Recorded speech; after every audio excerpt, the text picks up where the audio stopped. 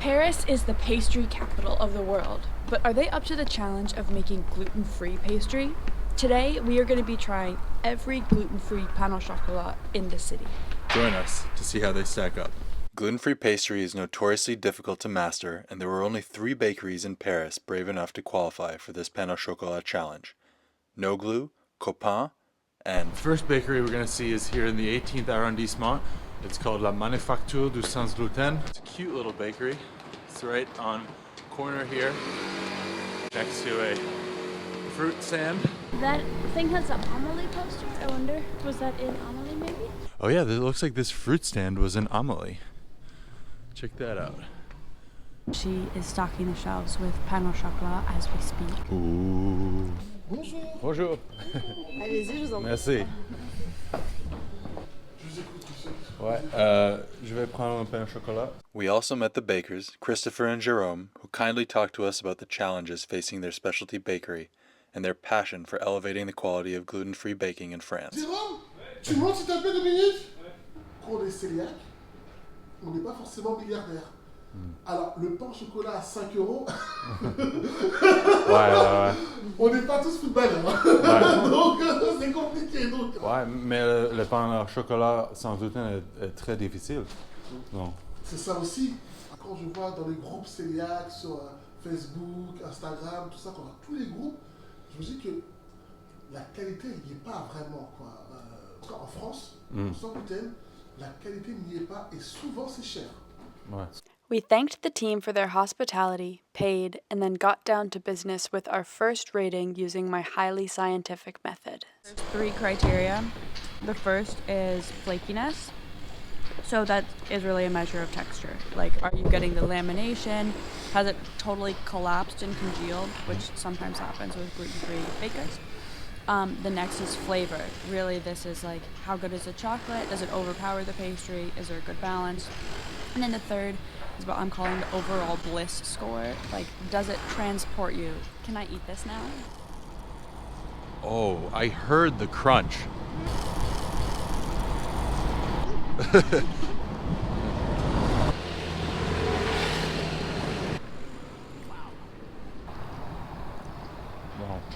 Wow, it feels crazy for the first one to say flakiness 10.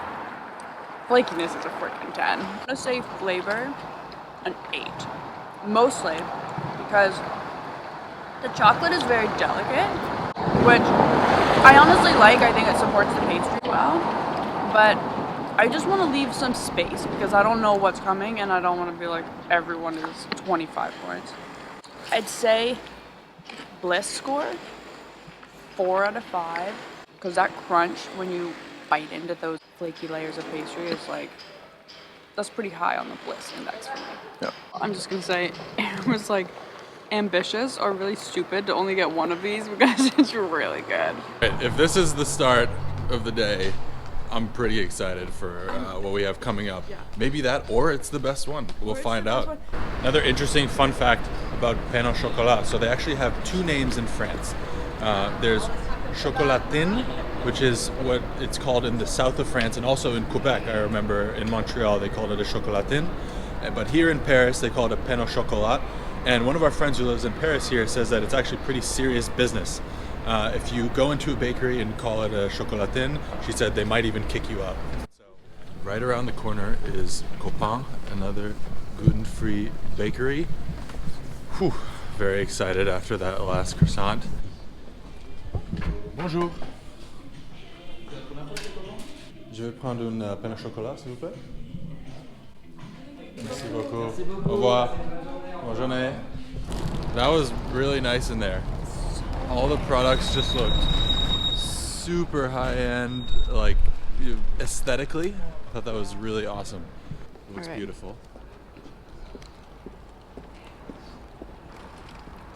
This is gonna be a good day, Mary. It's gonna be a good day.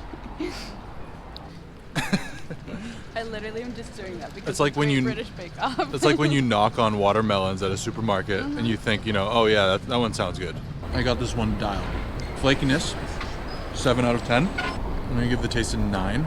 Really like the taste. I think the buttered chocolate subtleness of it is very good.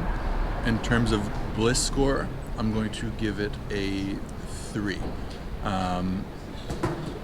It was very, very good. You're gonna love this pain au chocolat. Mary's being transported to another Earth. This little guy. Sorry, quick dog intermission. Here. We just did a quick pit stop to our Airbnb because I just taped up my heels. They're covered in blisters from walking around Paris. I have to say that I don't believe in the idea that, you know, if something's gluten-free, it has to be worse. A lot of gluten-free bakers feel that stigma and have a chip on their shoulder about, like, you know what, if I'm going to make something, it's going to be exceptional regardless of whether it's allergen free or not. It also takes a lot of talent dealing with gluten-free flour because it's just not as easy to make a croissant. So you really see mastery when you're put up against such a challenge, and I love to see that. And now we're gonna go eat more mastery. Yes, definitely. Let's do it.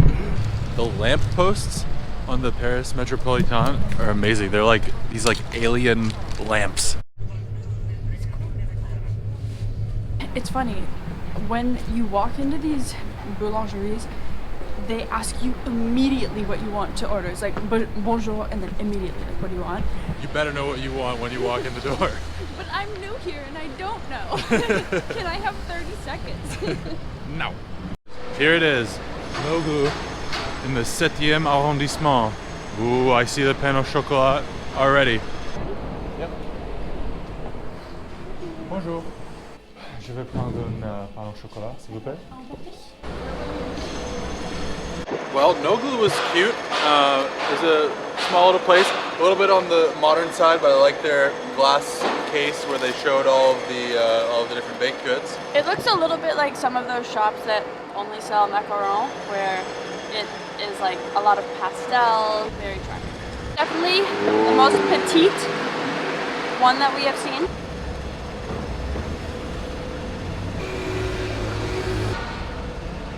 I'd say flakiness, for me, the least flaky. There was sort of crunchiness around the outside, probably 10% of the outside, but then the interior was more bread-like. So for me, I'm gonna give it a 5 on flakiness. Flavor, very good. I feel like this one had the most chocolate of any of them. So I'm gonna give the flavor 8. I'd say bliss score is low, it's a 2. But yeah, I'm gonna have to go 5, 8, 2. With all the scores tabulated, it turns out that it was in fact love at first bite. La Manufacture du Sans Gluten makes the best gluten-free pain au chocolat in Paris.